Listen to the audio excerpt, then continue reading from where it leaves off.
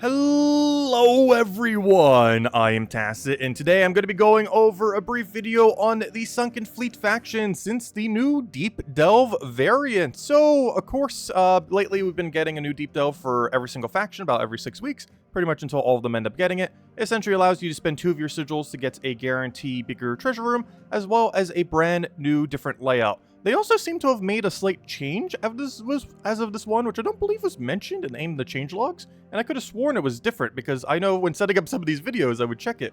But you actually don't get the new Deep Delve variant when you're doing the standard faction event, the one that goes from Friday till Sunday, or 3 days. That 3-day event thing, you don't start getting the Deep Delve variants until 100. I guess too many people were maybe camping the lower level range, even when they had them for this.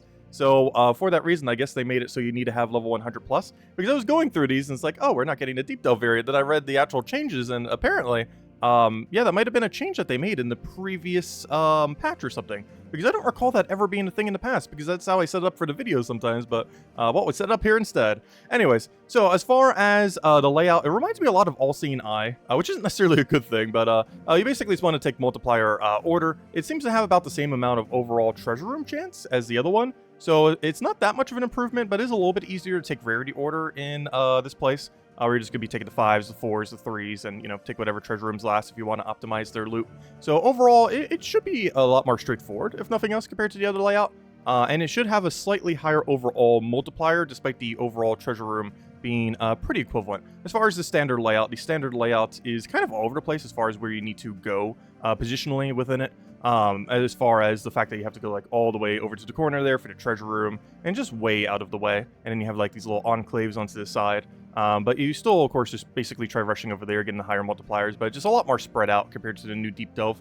So the new Deep Delve does gain that benefit. Given that this is a new Deep Delve variant, we do, of course, have ourselves a new troop, the Drowned Captain. Unfortunately, this is a pure elemental location, and because it is a pure elemental location, this thing is never going to be used. It is purely undead. It's not undead elemental or anything like that. It gets to choose an enemy and explodes 5 of their mana colors and knocks them to the back. There's pretty much no use case for this.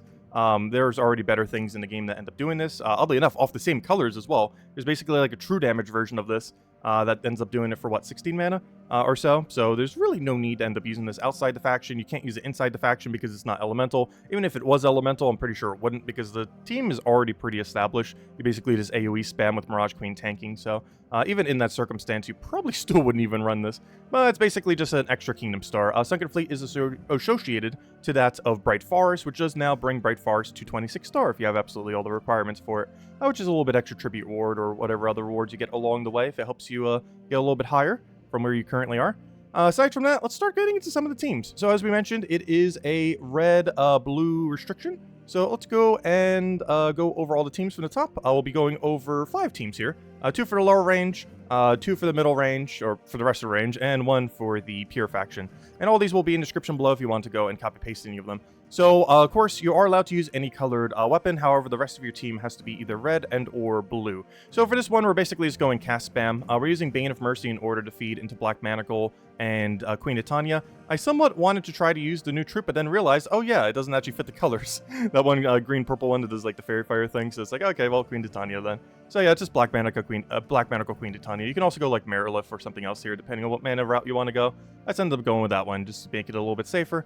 For the lower range here, we're actually just going Gargoyle spam. Gargoyle, really easy to obtain. You basically get it for free just by throwing some shards at the Hall of Guardians Underworld faction. Just open that portal a couple times if you don't already have a couple copies. He has attack boost ratio, which doesn't get as much of a benefit earlier on in the game, but you can still set Seasons medals. Season medals are really easy to obtain, and that will help boost your attack by quite a bit so he can do more damage. You also get some passive explodes, and he's actually basically just a better version of the troop that came out today.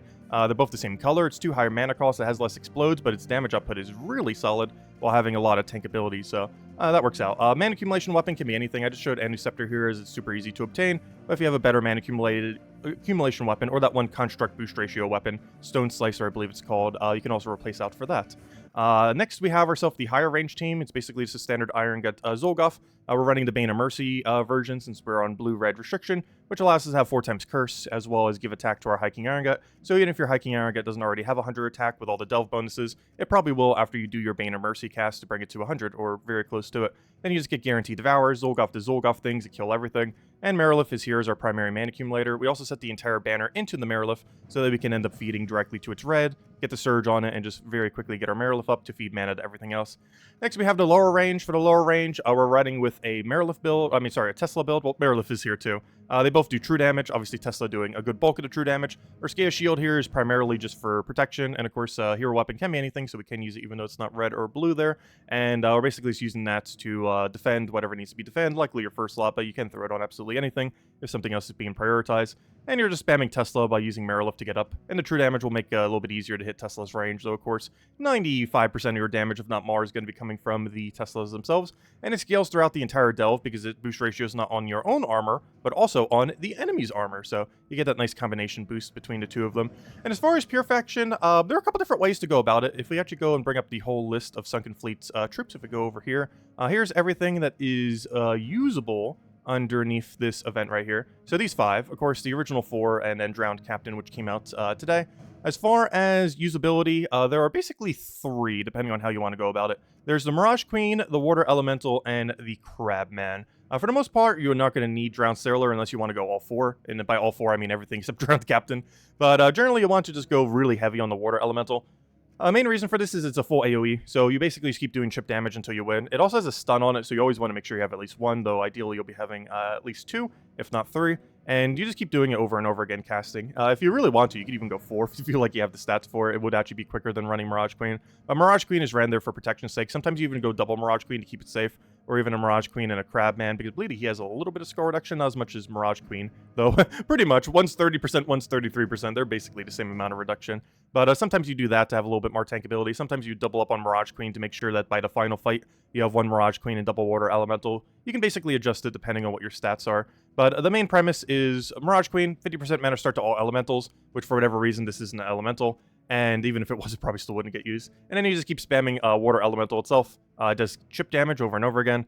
And you have a little bit of spell reduction, so they won't be able to hurt you as hard. You also have a lot of extra blue mana. Each one has a +1 blue, which is one of the reasons why spamming it is actually good. And one of the reasons you can get away with using 4, 3, 2, or however many you want. Because he does gain additional blue. Right now, if you double up on your blue banner, you can have as high as +6 if your entire team is. Though in this context, we have a +4, which should be perfectly fine. You do want to put your banner to double brown, because you're likely going to be blocking on Mirage Queen. And even if you're not doing on Mirage Queen, you're probably blocking it with Crabman, though most likely Mirage Queen for the 50% mana start. So with that being said, you do want to feed directly into Water Elemental, because for the most part, you're actually not casting Mirage Queen. You don't want to cast this. It's a pretty good ability, it has 4 times Curse, which means you can 4 times Curse stun if you really need to. You probably won't need that on too many fights, but you might find that you have Submerge, and if you do, you can Curse stun to disable everything, or if they have some kind of annoying trait on like the tier 5 battle or something, if you want to get rid of that, you can end up doing so. It does have a Doomskull burst. It's only really good if like they revive or something, like you kill out their entire team and then they 25% revive into like Baby Dragon or something. Then you can go just pile them down with the Mirage Queen. But otherwise, you're doing like a good bulk of your damage from just chipping with Water Elemental over and over and over again. And that's essentially the entire strategy of this faction until you end up winning. But anyways, guys, that is the full rundown on the good old Sunken Fleet. If you still have any other questions, feel free to leave it in the comment section below. Hope you all have a wonderful weekend, and I'll catch you guys later. Goodbye, everyone, and thanks for watching.